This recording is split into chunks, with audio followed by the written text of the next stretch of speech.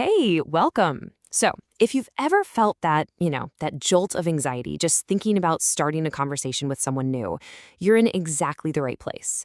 Today, we're going to break down a science backed, step by step plan to turn that social fear into real, actual confidence. Okay, just picture this for a second. You're in an elevator, it's packed, and the silence is just deafening. You can feel it, right? Everybody wants to talk, but nobody dares to be the one to start. We've all been there, just kind of hoping, praying that someone, anyone, will break that super awkward tension. And that's the big secret, isn't it? Most people aren't being cold or standoffish. They're probably just as nervous as you are. They're waiting for a hero. They're waiting for someone to start the conversation. And today, we're going to show you exactly how you can be that person. So, before we even get into what you should say or do, let's talk about the single most important piece of the puzzle, your mindset. Honestly, this is the foundation that everything else is built on. It all comes down to this really cool idea called mirrored reciprocation, which was popularized by the businessman Peter Kaufman. And the theory is pretty simple. The world and the people in it tend to give you back the energy you put out. So if you're open, if you're positive, people will usually reflect that right back to you. Yeah, this quote just nails it. Waiting around for someone else to make the first move? It just rarely works. You have to take responsibility. You've got to be the one to smile first, to say hello first, to put that good energy out into the world. It is the absolute, non-negotiable first step. All right, so with that go first mindset locked in, let's get into the practical stuff. These are the things you can do to set yourself up for success before you even say a single word. Where you are can do a lot of the heavy lifting for you. And science actually points to two key ideas here. First is the mere exposure effect, which basically just means the more people see your face, the more they tend to like you. It's familiarity. And second is cognitive load, meaning if people are a little distracted by an activity, they're way less likely to overanalyze you. So what's the perfect place? A social club or some kind of recurring activity that you actually enjoy. And hey, if you're worried you'll be the only person there trying to connect, don't be. A study from the Pew Research Center found that 59%, that's a huge majority, of young adults join these clubs specifically to meet new people. You're literally walking into a room full of people who want to be approached. And here's a wild one. Even something as simple as the color of your shirt can immediately change how you're perceived. Seriously. Research shows that white can make you look healthier, black can make you seem a bit fitter, and red projects confidence. So yeah, maybe just leave the neon green shirt at home for this one.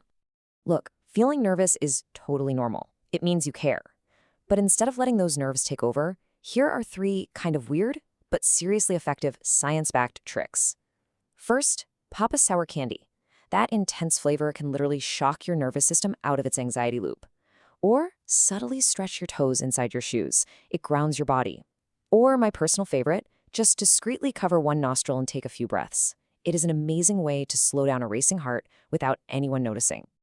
All right, this is it. The moment of truth. We've done the mental prep, we've done the physical prep, we're feeling calm, we're in the right spot. Now, it's time to actually make that first move. Now get this, because it might just blow your mind. The actual words you say, they make up a measly 7% of a first impression. A staggering 93% is your body language and your tone of voice. This should be such a relief. It's not about finding that one perfect witty line. It's all about how you carry yourself. So let's focus on that huge 55%, your body language. According to dating expert Mark Manson, a confident walk is actually pretty simple. 1, stand tall, keep your posture open. 2, take smaller, more controlled steps, don't look like you're rushing. And 3, just let your shoulders have a slight natural sway. It signals that you're calm and confident. Practice it if you need to.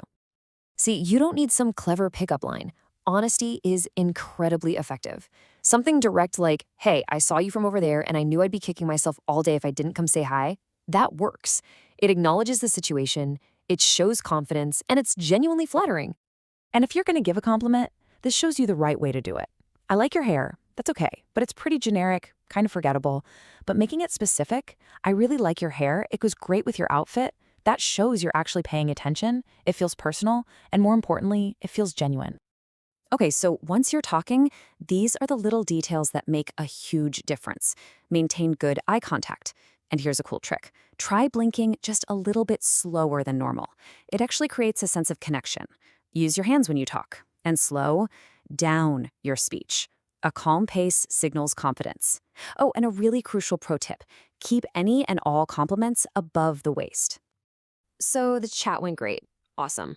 But now what? How do you turn this one good interaction into a potential second one? Let's break down that next step. Here's the thing. Don't put so much pressure on yourself. You don't need them to fall in love with you in the first 5 minutes. Your one and only goal in this first conversation is super simple. Just open the door for the next one. That's it. All you need is a way to contact them later. Believe it or not, there's even a science to the follow-up text. So you get their number in the afternoon, don't text them right away. Wait until the evening. Why? Well, research shows our cortisol levels, that's the stress hormone, are naturally lower at night, which makes us more relaxed and receptive. Then just keep the text simple. Hey, it's your name. Was great meeting you. How's your night going? Easy. And before we finish up, we have to talk about rejection. Because look, it's gonna happen sometimes, but it is not a reflection of your worth. It's not a personal failure. Think of it more like a data point.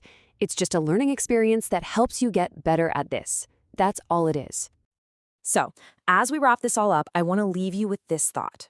You have the mindset now, you have the tools. The only thing left to do is act. Remember that go first principle.